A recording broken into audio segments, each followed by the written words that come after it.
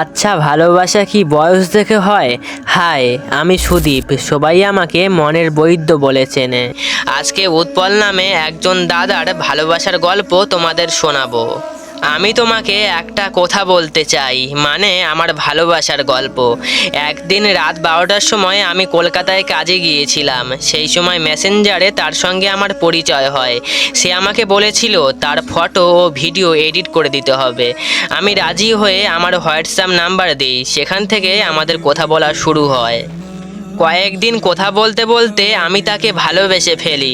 একদিন সাহস করে বললাম, বন্ধু, আমি তোকে ভালোবাসি এবং সারা জীবন ভালোবাসবো।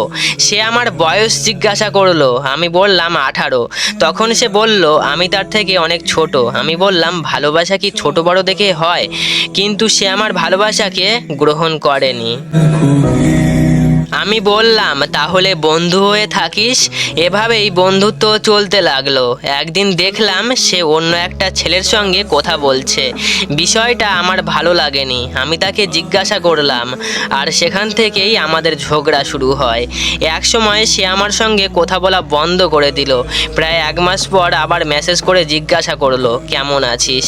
আমি বললাম, না মরে জীবিত আছি। কিছুদিন পর আবার ঝগড়া হলো। সে আমাকে বলল, তুই আর আমার সঙ্গে কথা বলবি না। আমি শুধু বলেছিলাম ঠিক আছে। তারপর থেকে আর কখনো কথা হয়নি। আমি আজও তাকে একটা কথাই বলতে চাই, আই লাভ ইউ আনলিমিটেড। দাদা, তুমি তাকে একতরফা ভালোবেসেছিলে। মেয়েটা তোমাকে শুধু বন্ধু মনে করত, আর কিছুই না। কিন্তু তুমি তাকে মন থেকে ভালোবেসে গিয়েছিলে। একটা কথা কি জানো, একতরফা ভালোবাসার মধ্যেও একটা আলাদা শান্তি আছে, যেখানে কোনো দাবি থাকে না, কোনো অধিকার থাকে না, থাকে শুধু নিস্তব্ধে কাউকে ভালোবেসে যাওয়ার অনুভূতি। গল্পটা ছোট হতে পারে, কিন্তু কষ্ট আছে অনেক। কারণ একতরফা ভালোবাসার মতো আর কোনো ভালোবাসাতে এমন কষ্ট থাকে না।